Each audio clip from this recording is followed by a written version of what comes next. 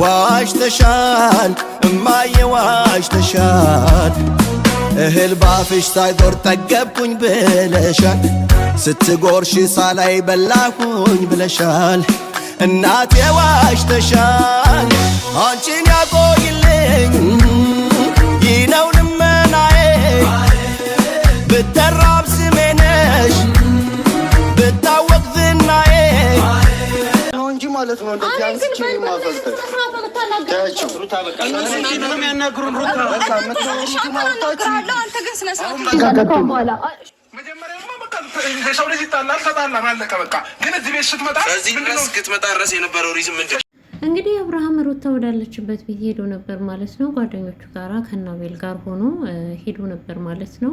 ሆኖም ግን እሱ የሄደው ሩታን ይዤ ወደ ቤቷ እመልሳታለሁ፣ ሩታ ወደ ቤቷ መመለስ አለባት ብሎ ነበር የተመለሰው። ሆኖም ግን እንግዲህ እሱ እንደጠበቀውና እሱ እንደፈለገው አልነበረም። የሩታ ቡችሎች ደግሞ በር ላይ ጠብቀው እንግዲህ እንዳትሄድ ከሱ ጋር እንዳትገናኝ ወይም ከአብርሃም ጋር ተገናኝታ እንድታወራ ችግራቸውን እንዲፈቱ ቦታ አልሰጧቸውም ማለት ነው። ጭራሽ እነሱ በር ላይ ቆመው መጮኋቸውን ነበር የያዙት ማለት ነው። እኔ እንጃ ምን አይነት ቤተሰብ ነው እንደዚህ አይነት ቤተሰብ በጣም ደባሪ ነው። ማንኛውም ሰው ከባልና ሚስት ማንኛውም ሰው ይጣላል። ሲጣላ ደግሞ ወደ ቤተሰቡ ይሄዳል። ከዛ ወደ ቤተሰቡ ከሄደ በኋላ ግን ቤተሰብ ያኔ ሁለቱን አገናኝቶ ችግራቸውን እንዲፈቱ እንዲነጋገሩ ማድረግ አለባቸው። እነዚህ ልጆች እኮ ለመለያየት ራሱ መነጋገር አለባቸው። ዝም ብለው ሳይነጋገሩ አይደለም የሚለያዩት። ዝም ብሎ በቃ አንተም የራስ ጉዳይ አንቺም የራስ ጉዳይ እኮ የለም። ሁለቱም መነጋገር ይኖርባቸዋል። እሷም እሱም የሚነጋገሩትን መነጋገር አለባቸው ማለት ነው። ለመለያየት ራሱ እንኳን አይደለም አብሮ ለመኖር ቀርቶ ለመለያየት አልፈልግሽም አልፈልግህም አንተም በዚህ ወጣ አንቺም በዚህ ውጪ ለመባባል ራሱ መገናኘትና ማውራት ይኖርባቸዋል። እነዚህ ግን ቡችሎች ቆሞ በር ላይ እንግዲህ አብርሃምን እንደዛ እንትን ሲሉት ነበር ማለት ነው። ሲያመናችሏቸው ነበረ። አቤል በተለይ ለሩታ ብዙ ዋጋ የከፈለልሽ ልጅ ነበር ማለት ነው። አንቺ ግን ምንድነው ያልሽው? ለቡችሎች ውስጥ ተደርበሽ እንዴት እንደዚህ ታረጋለህ? እንዴት ነው የምታወራቸው? አቤል ስነ ስርዓት ይኖር ብለሽ እንዴት እንደገፈተርሽው ማለት ነው። እና ሩታ በጣም ታሳፍሪያለሽ እውነት። መጀመሪያም በምናቀሽ ጊዜ የነበረሽ ስነ ምግባር ራሱ የለም፣ አሁን ካንቺ ጋር የለም ማለት ነው። መጀመሪያ የነበረሽ ስነ ምግባር ያንቺ አልነበረም ማለት ነው። ያኔ እያስመሰልሽ ነበር። ከዛ በኋላ የራስሽ አብሮሽ ያደገው ስነ ምግባርሽ ቀስ ቀስ እያለ ወጣ ማለት ነው። እና አብርሃምን እንኳን ራሱ አይደለም ለመማታት አይደለም አፍሽን እንደዚህ ልከፍችበት ቀርቶ ማለት ነው ቀና ብለሽ እንኳን ባይንሽ ሙሉ ለማየት እኮ ቀደም ያሉ ቪዲዮዎችሽን ማየት ይቻላል ማለት ነውና አሁን ላይ ግን እሱን በጥፊ መምታት እንትን ትያለሽ ትዳፈሪያለሽ ባል ነው። በነገራችን ላይ ኢትዮጵያ ላይ በጣም ባልና ሚስት የሚባለው ነገር ህጉና ስርዓቱ እየጠፋ ነው። ልክ እንደዚህ እንደ ውጪዎቹ በቃ አይደል የውጪ የነዚህ አሜሪካ ወይም ምናምን እንደዚህ ብቻ ነጫጮቹን እያያችሁ እንደዛ ሆኗል። በቃ ሁሉ ነገራችሁ ማለት ነው። ሴት ልጅ ስታረግዝ አረገዝኩ ብላ ሆዷን አንዘርጥጣ ምንድነው መስመር ምንድነው የሚባለው ሚዲያ ላይ ትወጣለች። ሆዷን ከፍታ ራቁቷል። እናቶቻችን እኛን አርግዘው ግን ሲወልዱን እኮ ማለት ነው ሽፍንፍን ብለው ካረገዙ እንደውም ያፍራሉ። ወደ ውጭ አይወጡም። ሰው እንዲያያቸው አይፈልጉም። በቃ ተደብቀው ነበረ።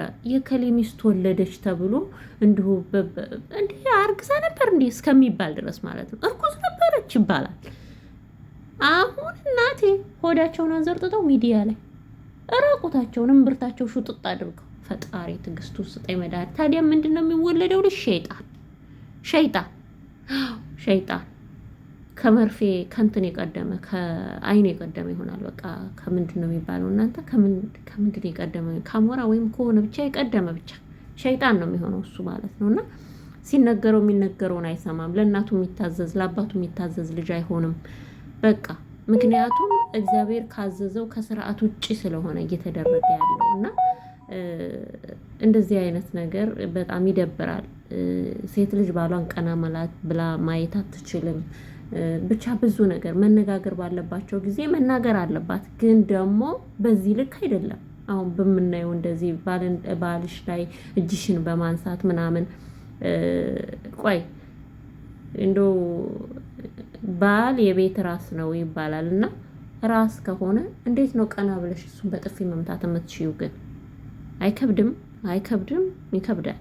አዎ መነጋገር፣ ማስመከር፣ ተመለስ፣ ይህ ነገር አይሆንም በቃ ካልሆነ ካልበቃሽ ደግሞ አይ ከዚህ ነገሩ ካልተመለሰ አልፈልግም ከሱ ጋር መኖር በቃ ያ ሰውዬ ይስተካከላል፣ ወዶ ሳይሆን በግዱ ማለት ነውና አንቺ ግን ያደረግሽው ሩታ ምንድነው? አንዴ በጥፊ ትመችዋለሽ፣ በቃ አሁንማ ፊቱ ራሱ ተመችቶሻል፣ በጥፊ እያልሽ በቃ ሁለተኛ ሲቀጥል ደግሞ ስለሚለምንሽ ነው እንጂ አልፈልግሽም፣ የፈለግሽበት ግቢ፣ ድሮም ለምንሽ ነው እንጂ ለምኝሽ አይደለም። ጉድጓድ ግቢ ቢልሽ እኮ ማለት ነው ለምንሽው አንቺ እንደምትመጪ እናውቃለን ሩታ ማለት ነው። ግን አብርሃም በፊት አያፈቅርሽም ነበር፣ አሁን ስላፈቀረሽ ለዛ አልታየውም ነገሩ ማለት ነው። ስትፈልጊ ገደል ግቢ ብሎ የሆነች ቆንጅዬ ሴት ጋር ቪዲዮ ቢሰራ ታብጃለሽ፣ ታለቅሻለሽ። በቃ እንደዛ ነበር የምትሆኘው። አሁን ግን አይ ምን አባቱ ፍቅር ስላለ ከሷ ውጭ መኖር አልፈልግም ስላለ እንደዚህ እየተንከራተተ ሲለምንሽ ለዛ ነው እንደዚህ የምትሆኙ።